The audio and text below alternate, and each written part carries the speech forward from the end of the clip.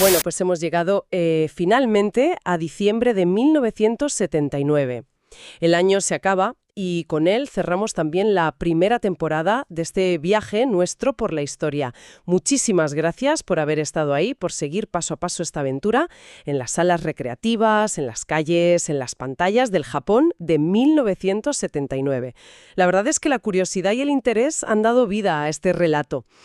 Diciembre en Japón, bueno, es un mes especial. Las iluminaciones que transforman las avenidas, las calles, con mucha animación, a pesar del frío, ¿eh? Y las familias preparándose para las fiestas, cada una a su manera. Sí, es una época muy, muy característica. Se siente ese ambiente de fin de ciclo y preparación para lo nuevo. Y en lo cultural, el año termina con bastante fuerza.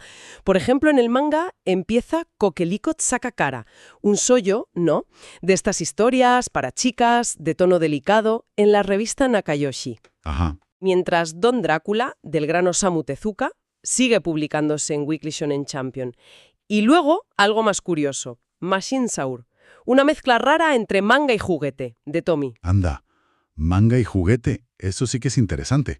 Demuestra que el manga siempre estaba buscando formas de expandirse, ¿no? Muy fértil ese terreno. Totalmente.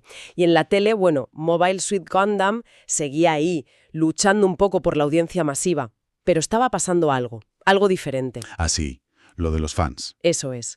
Un grupo de fans muy apasionados empezó a moverse. Cartas, peticiones para que la serie siguiera. Impresionante, ¿eh? Es que eso es el germen de algo muy grande. El fandom organizado que empieza a tener voz e influencia real sobre la industria. Claro, ese apoyo fue lo que salvó al anime en ese momento y puso la primera piedra para que se convirtiera en el mito que es hoy. Exacto. Ya no era solo consumir pasivamente, era participar, defender lo que te gustaba. Imagina el cambio de mentalidad para los estudios, darse cuenta de que el público, bueno, tenía poder. Es increíble pensarlo. Y mientras pasaba todo esto, la cultura también despedía el año con música. Los Japan Record Awards, que coronaron Miserate de Judy Ong. Un éxito enorme ese año. Seguido del Kohaku Utagassen, el gran programa de Nochevieja. La cita obligada en la tele japonesa para fin de año. Y en deportes, Nagoya acogió el Campeonato Asiático de Baloncesto. Ganó China, por cierto. Ajá. Y bueno, no podemos olvidar la naturaleza. El impacto reciente del tifón Tip, que quedó registrado como uno de los más potentes de la historia. Sí, un recordatorio de la fuerza de la naturaleza en medio de toda la actividad humana. Es fascinante ver cómo conviven esas tradiciones de fin de año como el Kohaku con fenómenos supermodernos como la movilización de los fans de Gundam. Es una mezcla muy, muy japonesa. Desde luego. Ahora, si hacemos balance de este 1979, pero centrándonos ya en los videojuegos, ¿cuál dirías que es la imagen global que nos deja el año en Japón? La imagen dominante, sin ninguna duda, es la de Space Invaders. Es que no fue solo un juego, fue una auténtica ola que lo cambió todo en los salones recreativos. Una ola que barrió con lo que había antes, ¿no? Mencionaste los Medal Games. Exacto. Space Invaders aceleró de forma brutal la desaparición de los juegos de medallas, esos electromecánicos que ocupaban mucho espacio y daban fichas. Claro. Los operadores vieron la rentabilidad loca de Space Invaders, las colas de gente metiendo monedas sin parar, y los Medal Games, con sus ciclos más lentos, simplemente no podían competir. Las revistas de la industria como Game Machine ya lo decían a finales del 79. El espacio dedicado a videojuegos, a TV Games, crecía y crecía a costa de lo demás. Y la prueba definitiva de ese dominio fue la locura de los clones, ¿verdad? Absolutamente. La cantidad de copias de versiones inspiradas fue descomunal. Taito intentó cubrir la demanda con su versión oficial TT Space Invaders, que hasta presentaron en Estados Unidos en la feria AMOA de Chicago. La feria de recreativas americana. Eso es, la AMOA Expo 79. Taito América estaba allí con sus juegos. Pero ni así. El mercado estaba inundado de imitaciones, y eso nos dice mucho, ¿eh? La magnitud del fenómeno, la rapidez de la competencia para subirse al carro, legal o ilegalmente. Ya. Y también las limitaciones de la época para proteger la propiedad intelectual, claro. Copiar no era tan difícil como lo sería después. Una auténtica fiebre del oro, pero con píxeles. Y en medio de esa locura invasora, ¿qué hacía Sega? Sabemos que fue un año de cambios internos para ellos. Sí, Sega estaba en plena reorganización. Hayao Nakayama empezaba a tomar un papel cada vez más decisivo en la dirección. el futuro hombre fuerte de Sega. Exacto. Ahí se estaban poniendo las bases para la Sega de los 80, la que se atrevería con las consolas domésticas. Pero ojo, mientras se reorganizaban por dentro, no estaban quietos. Sega seguía muy activa en los arcades, y también su asociada, Esco Trading. Siempre aparece Esco Trading. ¿Qué relación tenían exactamente? ¿Era una filial, una distribuidora? Era una entidad muy ligada a Sega, fundada por David Rosen antes de la fusión que creó Sega Enterprises. Funcionaba un poco en paralelo. A menudo era el brazo distribuidor, tanto para Sega como para otras compañías. Tenía su propia identidad. ¡Ah, vale! En esa misma AMOA de Chicago, Game Machine habla del Grupo Sega Esco Trading, mostrando que operaban juntas. Y Esco distribuía de todo a finales del 79. Sheriff de Nintendo, Galaxian de Namco, Astro Fighter de Data East, Lunar Lander de Atari. Incluso versiones de juegos de Sega, como el Mini Monaco GP. O sea que Sega, mientras se reajustaba, seguía jugando fuerte en el mercado, creando y distribuyendo. ¿Y qué sacó Sega directamente ese año? ¿Algún bombazo? Pues su gran apuesta fue Monaco GP. Claramente intentaban no depender solo de la fórmula espacial. Un juego de coches, ¿no? ¿Vista desde arriba? Eso es, muy rápido, muy adictivo. Y lo sacaron en varios formatos: cabina normal, una versión mini más pequeña y hasta un stand con asiento. Para adaptarse a todos los locales, supongo. Claro, una estrategia para diversificar y ajustarse al espacio y al bolsillo del operador. Además de Monaco GP, sacaron Car Hunt, Deep Scan, uno de submarinos, e incluso una máquina doble, la Special Dual 2, que metía 2 juegos en una cabina tipo mesa. Las cóctel aún se veían bastante. Sí, todavía tenían su público.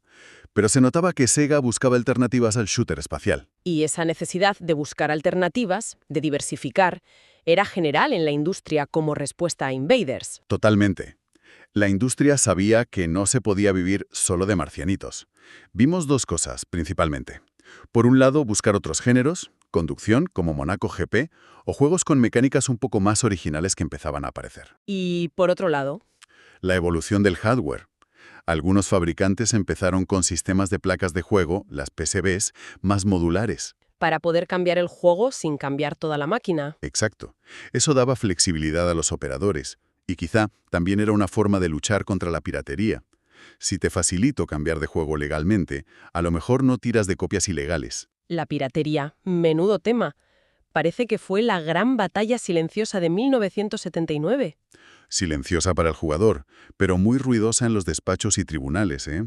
Las revistas de la época como Game Machine están llenas de noticias sobre juicios, advertencias contra copias. Claro. Es que la rentabilidad de Space Invaders era tan bestial que la piratería se disparó. Y no era solo copiar el software, era fabricar placas, muebles, toda una industria paralela. Esa lucha consumía muchos recursos y generaba una tensión enorme detrás de las luces de los arcades. Una guerra industrial, vamos. Hablando de competencia, Taito, los padres de la criatura de Space Invaders, ¿cómo llevaron el resto del año? ¿Se durmieron en los laureles? ¿Qué va? En absoluto. Taito sabía que el éxito podía ser pasajero. Seguían explotando Space Invaders, claro, con versiones y licencias, pero buscaban activamente el siguiente pelotajo. Lo que decías de la AMOA, que llevaron otros juegos, Sea Victory, un juego de barcos, y Super Road Champion, otro de conducción. Y en Japón sacaron Space Chaser, que intentaba mezclar disparos con laberintos, buscando darle una vuelta de tuerca al género espacial. intentando innovar dentro de lo que dominaban. Y no solo eso, también tenían juegos de cartas como Straight Flash, otro shooter como Laser Wars, e incluso seguían haciendo pinballs como Paragon. Esa variedad demuestra la presión que sentían, incluso siendo los líderes. Había que diversificar sí o sí. Y Universal, otra compañía que sonaba bastante entonces. Universal también se apuntó a la fiebre espacial a finales del 79. Sacaron Cosmic Guerrilla en Japón y otros como Warp One, Third Planet, Spaceship. Intentando pillar cacho del éxito de Invaders y quizá anticipando Galaxian. Probablemente. Cosmic Guerrilla tuvo su momento y también lo llevaron a la MOA. Pero lo más curioso de Universal en esa feria fue un juego llamado Chicky Mouse. Chicky Mouse, ratón descarado. Algo así. Game Machine lo describía como un TV pinball, una especie de híbrido raro entre pinball y videojuego. ¿Cómo funcionaba eso? Pues parece que mezclaba elementos de pinball en pantalla con alguna mecánica de vídeo. Sorprendió bastante en América.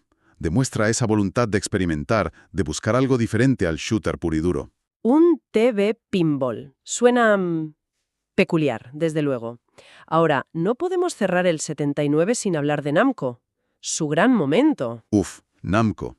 Si Space Invaders dominó la primera mitad del año, la segunda fue, sin duda, la del ascenso de Galaxian. El gran rival. ¿Y qué rival? Namco dio en el clavo. Técnicamente era superior a Invaders, enemigos que bajaban en picado, gráficos en color mucho más vivos, un ritmo más frenético, El salto se notaba. y el éxito fue inmediato y brutal. Pero lo interesante es la estrategia de Namco, muy diferente a la de Taito. ¿En qué sentido? En vez de intentar controlarlo todo ellos, Namco adoptó una política de licencias súper agresiva dentro de Japón. Licenciaron Galaxian a otras A empresas. 12 compañías japonesas para finales de año. Nombres como General, Hoedenki, Nippon Busan se sumaron en noviembre. Game Machine lo recogía. ¿12? Sí. Con eso consiguieron inundar el mercado rapidísimo, satisfacer la demanda brutal de los operadores y asegurarse una cuota de mercado gigante antes de que nadie pudiera reaccionar bien con clones o alternativas. Una jugada maestra, industrialmente hablando. Una estrategia de expansión total. Pero Namco no era solo Galaxian, ¿no? ¿Ya tenían otras cosas? No, claro. Namco ya demostraba una creatividad tremenda. A finales del 79 también tenían en el mercado juegos como Bomb B y QTQ. Esos eran tipo Breakout. Eran evoluciones de Breakout, sí, pero muy originales porque metían elementos de pinball. Les daba una jugabilidad muy chula y diferente. Bomb B a veces salía como Head-On N Mark II, quizá una versión actualizada. Curioso. Y tenían Zero Bane, otro shooter, y hasta un juego de fútbol llamado simplemente Fútbol. Vamos, que Namco no era compañía de un solo éxito. Podían tocar muchos palos. Es alucinante la cantidad de empresas y de actividad que había. Y seguro que nos dejamos alguna importante. Siempre se queda algo. Pero no podemos olvidar a Data East, por ejemplo. Tuvieron bastante éxito con Astro Fighter. Ah, sí. Ese sonaba mucho. Fue popular incluso en la AMUA de Chicago según Game Machine. También sacaron Moles Hunter, el típico de golpear topos pero en pantalla, y Nice On, un juego de golf. Variedad. Luego estaba Irem, que lanzó un juego llamado Commander. Y una compañía que empezaba a sonar más, Shin Nihon Kikaku. SNK. La futura SNK, exacto. En 1979 sacaron cosas como Yosaku, que era un juego como de un leñador, y Safari Rally, otro de conducción. Es importante mencionarlas para ver que el ecosistema arcade japonés era muy rico, muy competitivo. No eran solo 2 o 3 gigantes. Juegos como Astro Fighter o Safari Rally tuvieron su público.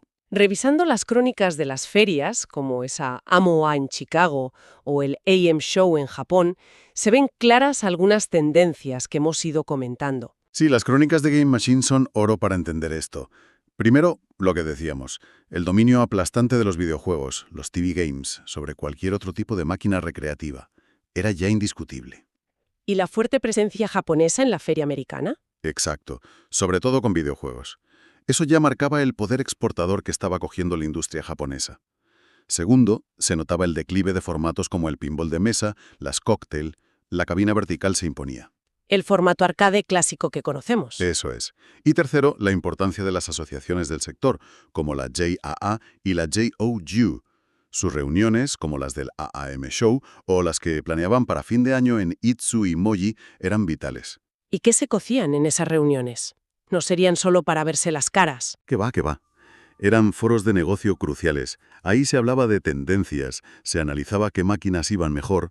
Game Machine dice que en la reunión de la show se habló mucho de Mónaco GP y Galaxian.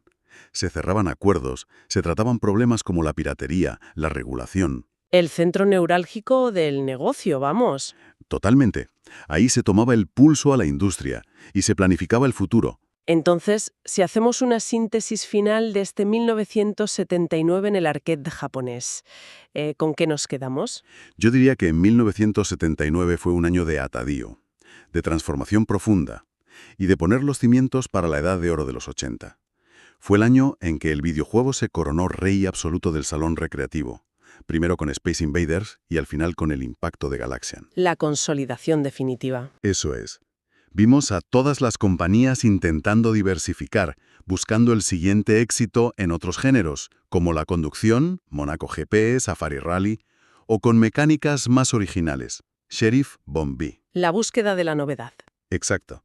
Y vimos evolucionar el hardware, con esa tendencia a sistemas modulares y la aparición de nuevas tecnologías visuales, como los gráficos vectoriales, que aunque los popularizó Atari en EUSA con Asteroids, ya empezaban a influir. Marcando el camino técnico.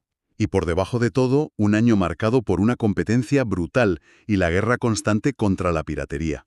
Un año bisagra, sin duda alguna. Sí, si tuviéramos que guardar una imagen global de 1979 en el mundo de los videojuegos, sería esa, la del dominio de Space Invaders, una ola que transformó los arcades, que aceleró la desaparición de los juegos de medallas. Ujú. En Sega vimos esa profunda reestructuración con Hayao Nakayama cogiendo fuerza, mientras Scout Trading seguía activa. Sí, La competencia empezaba a organizarse mejor, adoptando sistemas más modulares, más flexibles. intentando adaptarse. Y la lucha contra la piratería, siempre ahí como una batalla constante, recordándonos que detrás de las luces brillantes se libraba también una guerra industrial y legal. Tal cual.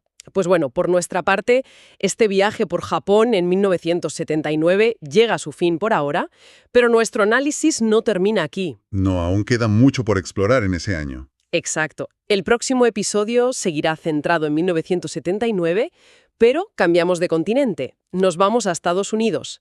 Veremos cómo evolucionó el mercado allí, quiénes eran los líderes y qué problemas económicos y sociales marcaron a la industria estadounidense del videojuego, que también tuvo lo suyo. Desde luego, una perspectiva muy diferente pero igual de fascinante. Pues lo dicho, nos reencontramos muy pronto en el próximo análisis, esta vez efectivamente en Estados Unidos.